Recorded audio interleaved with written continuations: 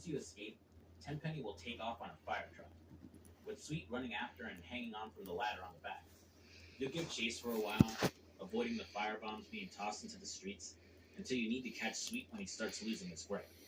Sweet will take over driving duties, following Tenpenny as you shoot at the police officers trying to stop you. There are tons of enemies going after you, so if you don't kill them quickly, they can destroy your car fast. Thankfully, if you do fail the mission, restarting it takes you back to the fire truck chase, and you don't have to fight through the crack fortress all over again.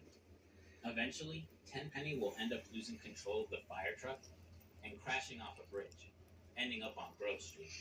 Fatally injured, he climbs out of the truck, cursing everyone and still refusing to accept what he's done. Asshole! You never understood what I did. 50 of me, and this town would be okay. I took the trash out. I did. And I'd do it all again.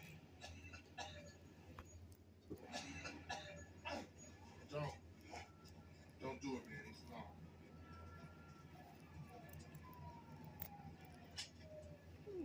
I just want to be sure it's over, man. That's all. It's cool. Don't need to put a bullet in him. He killed himself in a traffic accident. No one to blame.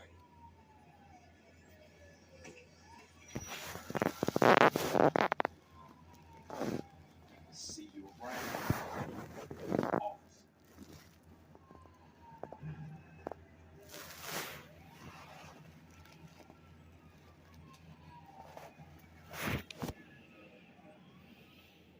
Tenpenny dead, the crew go back to CJ's place, reflecting on what's happened and debating their next steps. They're soon joined by Mad Dog, Rosenberg, Macker, and Kemp Paul, all there to announce the good news that Mad Dog's record has gone gold. Celebrating his success, they all continue to discuss what to do next, before CJ decides to just step out and see how the streets are doing before the credits roll. Carl, where are you up to now? Finna hit the block. See what's happening.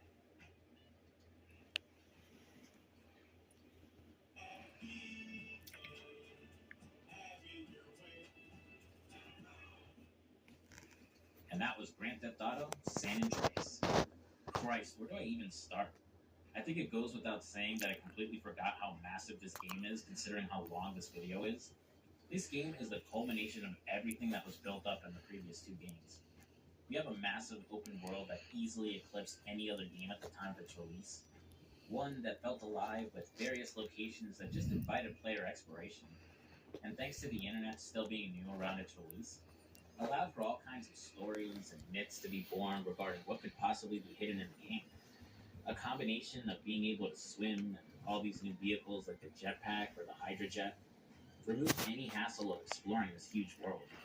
You had three major cities that looked and felt different from each other, thanks to their designs, NPCs, cars, and mission types, with tons of little settlements scattered in between them, some with their own secrets that made it worth dropping by. There's a massive amount of side content to do, from the usual vehicle missions to taking over gang turf, racing, robbing houses, dating various girlfriends, and more. Most of them actually feel worth doing, and not like another box to check off on the open world checklist. It added so many customization options for CJ, from his physique to his hair and clothing, really letting players personalize their experience, even if you don't get any real control over his personality and choices. It had this huge cast of memorable characters that, while some can feel a bit goofy, felt grounded enough that it didn't distract from the story, with Woozie being my favorite out of the entire bunch, with Mike Torino a close second. And it was so great to see so many familiar faces from the previous two games, seeing what became of some